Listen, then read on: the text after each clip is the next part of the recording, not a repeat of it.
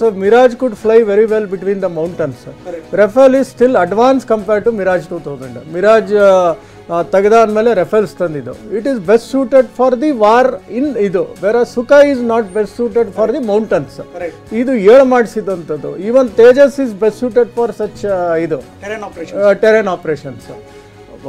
So ನಮಗೇನು ತೊಂದರೆ ಇಲ್ಲ ಬಟ್ ದ ಮಿಸೈಲ್ಸ್ಗೋಸ್ಕರ I think so we are asking some source codes okay so they may give the source codes so and Rafale is suited best suited for the mountainous terrain warfare. It is not, it's a omni role, air to air missile, air to ground strike, ಎಲ್ಲದಕ್ಕೂ it is ಈಗ ಮಾಡಿರೋದು air to ground strike, SCALP ಆಗಲಿ hammer ಆಗಲಿ, it is all ground ಹೊಡೆದಿರೋದು, ಏರಿಂದ ground ಹೊಡೆದಿರೋದು, nothing air to air we have it.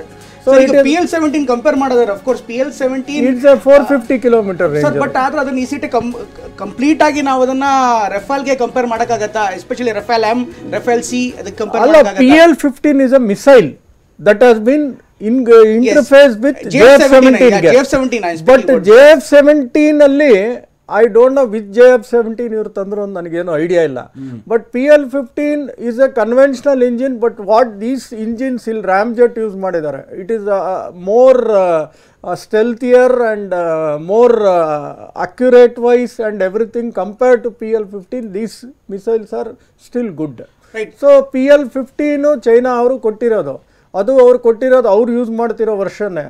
ಯಾಕಂದರೆ ಅದು 450 ಕಿಲೋಮೀಟರ್ಸ್ ಯಾರಿಗೂ ಕೊಡಲ್ಲ ಅವರು. ಯೂಶಲಿ PL-15 ಎಕ್ಸ್ಪೋರ್ಟ್ ಗ್ರೇಡ್ ಕೊಡ್ತಾರೆ, ಅದು ಬಂದು ಬರೀ 150 to 145 ಕಿಲೋಮೀಟರ್ಸ್ ಮಾತ್ರ ಇರೋದು. But they have directly given them PL-15 itself to interface with JF-17.